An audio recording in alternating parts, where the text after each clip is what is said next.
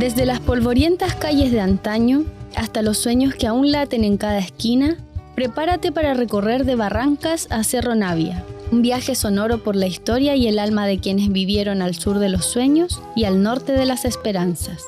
Quédate, porque aquí comienza un nuevo capítulo de las memorias de Cerro Navia.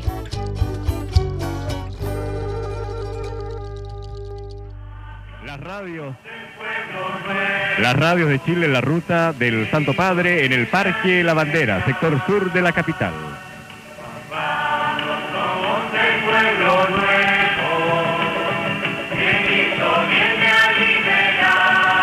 El Santo Padre nos quiere escuchar. Todos quisiéramos decirle muchas palabras. Hermanos nuestros de distintas poblaciones ahora le van a dirigir un mensaje en nombre de todos. Primero le vamos a pedir a Luisa Riveros, de la población Violeta Parra, que diga su palabra.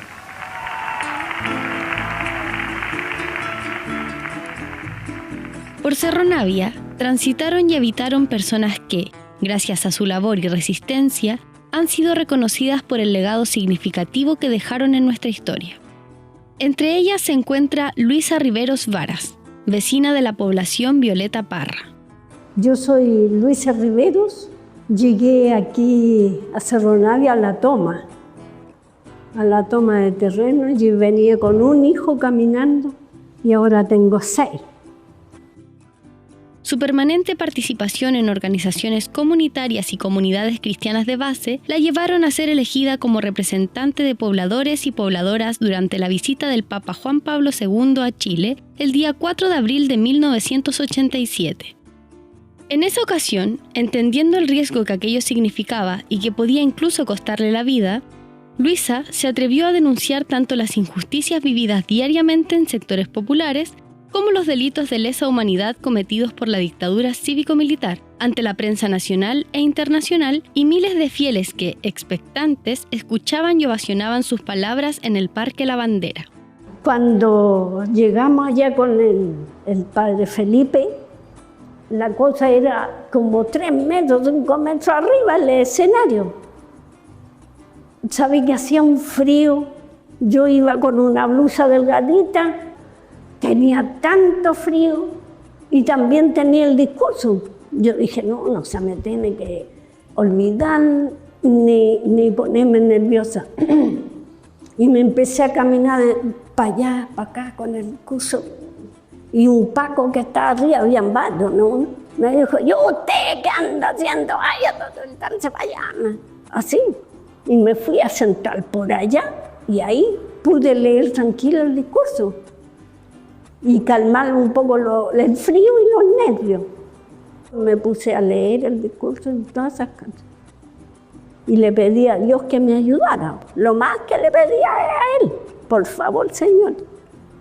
Por favor, ayúdame, que no me ponga nerviosa, que no me ponga tartamuda. Yo voy a hablar loca, como loca.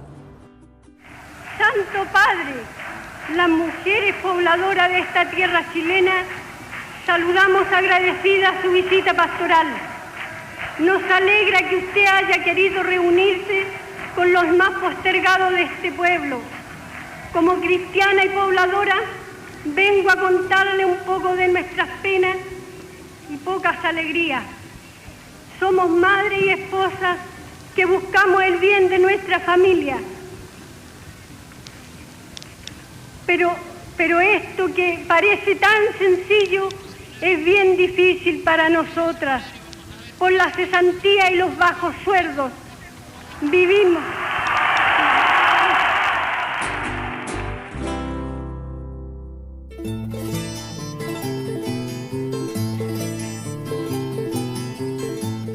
En una entrevista realizada luego del evento, la periodista María Eugenia Camus, de la revista Análisis, conversó con Luisa respecto a la gestación de este discurso.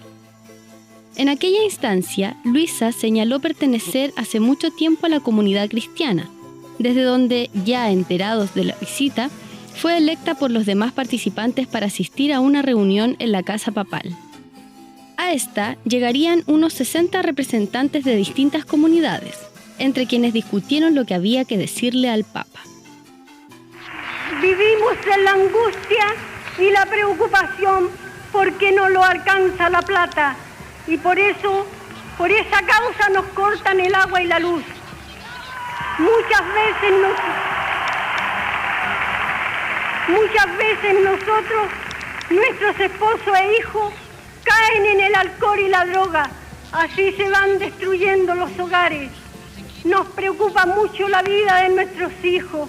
Nosotras los echamos al mundo con mucho cariño, pero hoy nos resulta muy difícil criarlo como Dios manda. Luisa, como todos quienes habían asistido a la reunión, tenía una estrecha relación con religiosas y curas obreros, que, siguiendo la doctrina de la teología de la liberación, se habían instalado en las poblaciones de la periferia santiaguina. A grandes rasgos, la teología de la liberación buscaba liberar a los pobres de la opresión que sufrían mediante las enseñanzas de un Cristo revolucionario que buscaba la igualdad en la tierra. Para lograrlo, curas y religiosas promovían la organización y educación popular.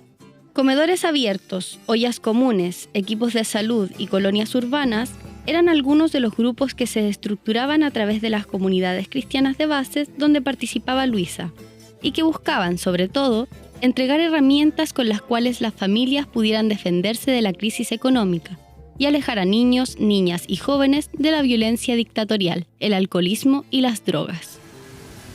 Son muchos los niños desnutridos y cuando se enferman no se encuentra una buena atención médica porque tenemos que levantarlo a las 5 de la mañana para un número médico. También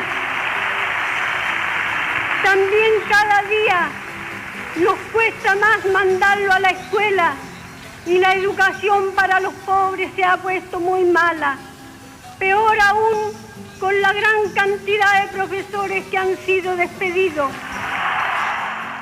En estas agrupaciones se incentivaba activamente el trabajo colaborativo, promoviendo las redes de apoyo y organización comunitaria para fortalecer la solidaridad barrial y proteger a niños y niñas, alejándolos de entornos vulnerables mediante actividades formativas y recreativas. Y también organizamos que los jóvenes, más que nada se organizan, y los jóvenes como de 15 para arriba, ayudar a los niños más chicos en las tareas. Sí, también. Ellos trajeron todo ese pensamiento de que entre todos tenemos que cooperar. Los niños a veces llegaban de la escuela a la calle, entonces ese era el tema mal. Y ellos dijeron, nosotros podemos ayudar en eso. Los niños no van a ir a la calle, vamos a hacerles juegos, vamos a hacer sus tareas y podemos ayudar.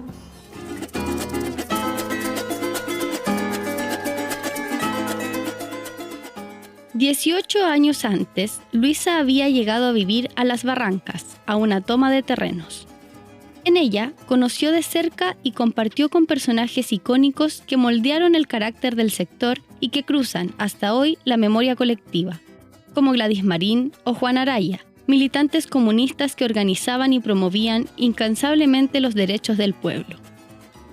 Esta experiencia de organización temprana la ayudó a conocer lo que significaba tener problemas comunes y resolverlos de forma colectiva y organizada. Organización que muchas veces dialogaba con las políticas gestadas a nivel estatal y era promovida a través de ellas.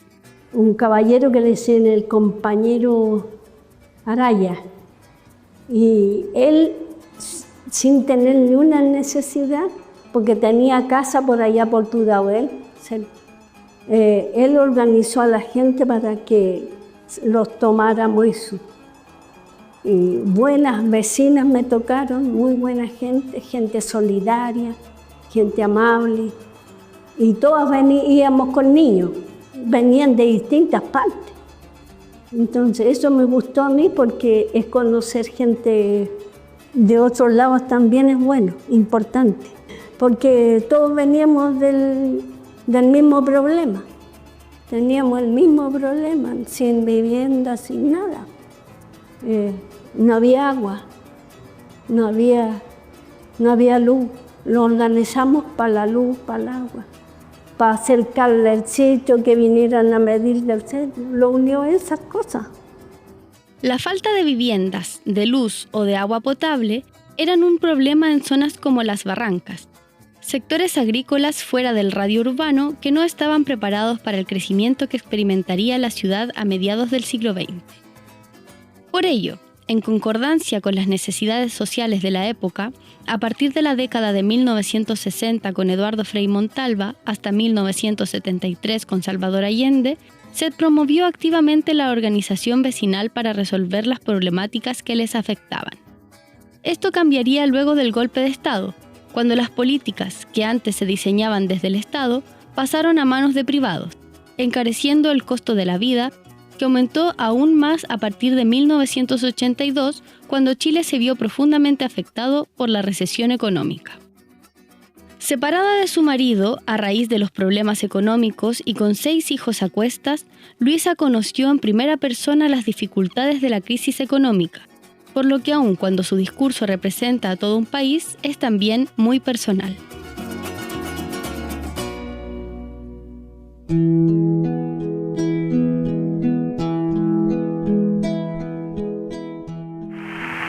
Nuestras viviendas son pésimas, hacen chicas y se hacen mucho más chicas todavía porque queremos recibir parientes y a los hijos ha llegado cuando llegan a casarse. A todo esto tratamos de responder con solidaridad y las comunidades cristianas son una gran ayuda para nosotros. Por eso hacemos ollas comunes, grupos de salud, apoyos escolares, talleres laborales y otras actividades para no poder vivir mal. Nosotras somos madres que damos la vida y la cuidamos. No queremos ninguna violencia y por eso somos solidarios con todas sus víctimas y familiares. A los pobladores no nos gustan que mueran ni civiles ni uniformados.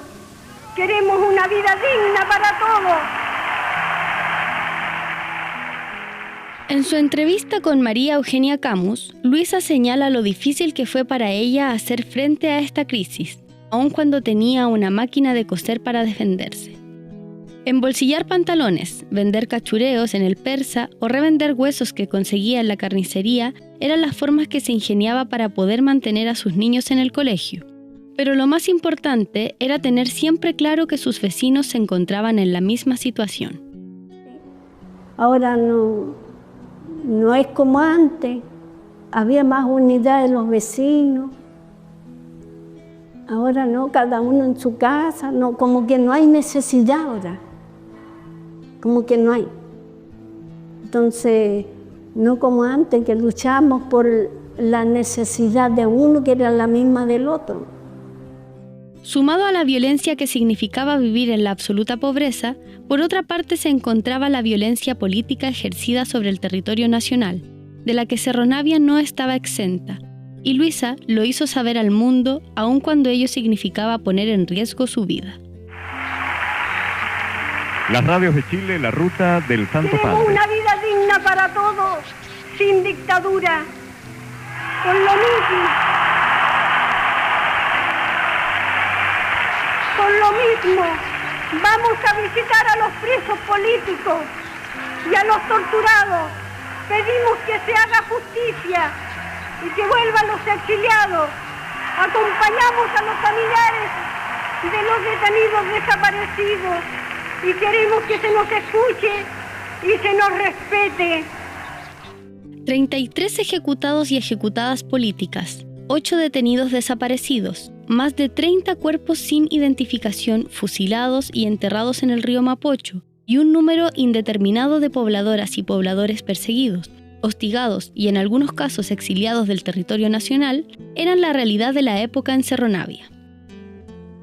Realidad que personas como Luisa querían mostrarle al mundo, mientras la dictadura y los medios de comunicación buscaban centrarse en eventos como el Festival de la Canción de Viña del Mar, las supuestas apariciones de la Virgen María en Peñablanca en 1983 o el concurso de Miss Universo que Cecilia Boloco ganaría en 1987. Santo Padre, hay 14 presos políticos en pena de muerte. Usted como mensajero de la vida, queremos pedirle todo Chile que diga no a la pena de muerte. Nos ayudamos a tener la moral en alto, en nuestras familias, en nuestras comunidades y con nuestros hermanos de clase trabajadora. Nuestra fe es muy necesaria para no desmayar y eso nos ayuda mucho. Los sacerdotes, las religiosas que viven entre nosotros, y pedimos aquí en su presencia que puedan volver nuestros sacerdotes expulsados del país. Las radios de Chile, la ruta del Santo Padre.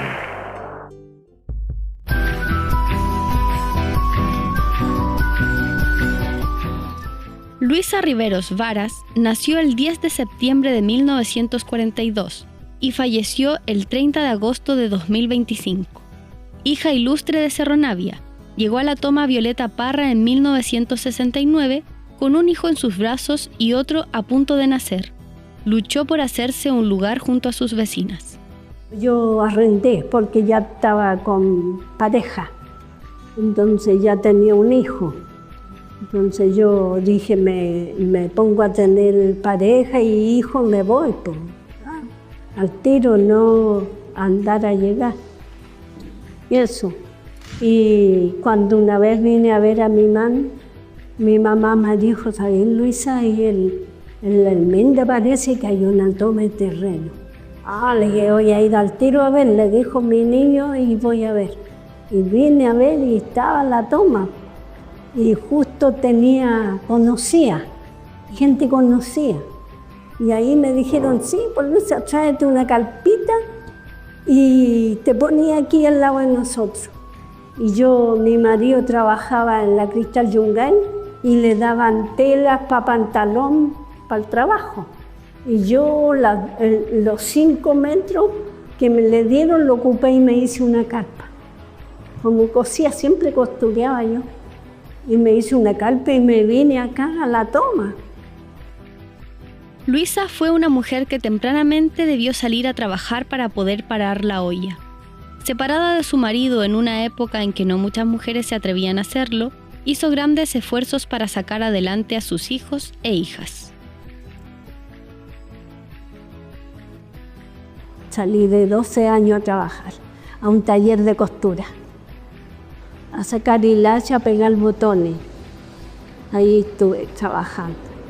Hasta 6º preparatoria llegué. Y de ahí me fui a trabajar, porque en la casa no faltaba. Pero de chica trabajé en las chacras, en todas partes, cortando los porotos, la alberja, todo. Había que trabajar, porque si los papás no ganaban tanta plata. Sí. Así que a mí el trabajo lo conozco de que aprendí a caminar, me llevan a las chacras. Pero era también una mujer cristiana, que creía en un Cristo revolucionario y esperaba vivir en un mundo mejor. Esto, sumado al liderazgo comunitario que demostraba, fueron méritos suficientes para ser elegida representante del pueblo aquel 4 de abril de 1987. En la entrevista con María Eugenia Camus, Luisa señalaría no haber estado nerviosa, sino muy, pero muy emocionada, y relató: me sentía muy comprometida con el pueblo, estaba contenta porque yo iba a poder decirle la verdad al Papa. Le pedí apoyo a Cristo porque yo sé que siempre ha estado por la igualdad de todos, por una sociedad más justa. Y también le pedí ayuda a los que han caído en esos años. Realmente no están porque lucharon igual que Cristo, por una sociedad más justa. A pesar que no los conocí, sentí que podía pedirles ayuda. Denuncié el hambre, el maltrato a la gente, la falta de consultorios, de medicina, que no había médicos. que no había locomoción, que teníamos que levantarnos a las 5 de la mañana a tomar un número médico, no había médico. Las vecinas no podían creerle que yo era la elegida, pero ustedes tienen que morir el pollo, le decía, porque si ustedes dicen a otra persona me van a acusar a los pacos y no voy a alcanzar a llegar. Y así fue, pues nadie dijo nada y yo escribí todo lo que ellas querían. Me gusta organizar, me gusta compartir.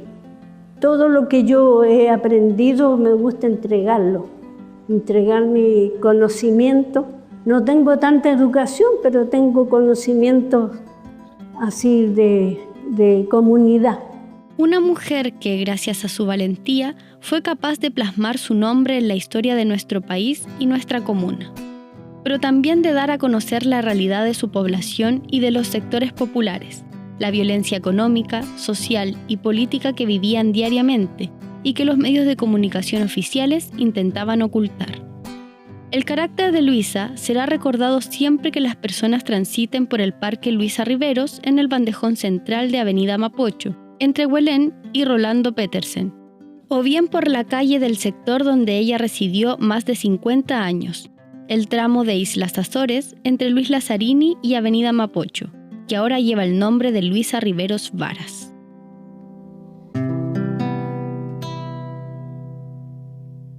Al terminar le pedimos a la Virgen María, que usted quiere tanto, que lo proteja siempre y lo guíe en su labor por la paz y la justicia. Muchas gracias, Santo Padre, por venir a Chile.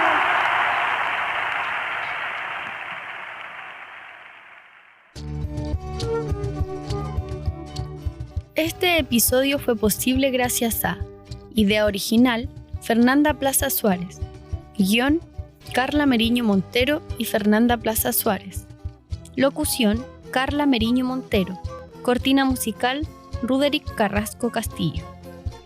La entrevista proviene del archivo de las memorias de la Dirección de Cultura de Cerro Navia, en colaboración con el Museo de la Memoria y los Derechos Humanos, registrada por Cristóbal Aguayo Soto.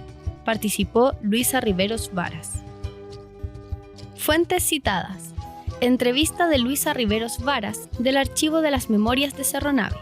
Transmisión especial de Radio Chilena titulada Lucha por Justicia y Verdad. Visita del Papa, Parque La Bandera. Extraído del Archivo Radial del Museo de la Memoria y los Derechos Humanos. Fernanda Plaza, El Día de la Dignidad Cerronavina. Cerro Ediciones 2025. María Eugenia Camus, Luisa Riveros. Pertenezco al Partido de Cristo. De la revista Análisis, volumen 10, número 173, 1987, página 20. Producción realizada por la Casa de las Culturas, las Artes y las Ciencias Violeta Parra de Cerro Navia, 2025. Directora Maritza Herrera Cornejo.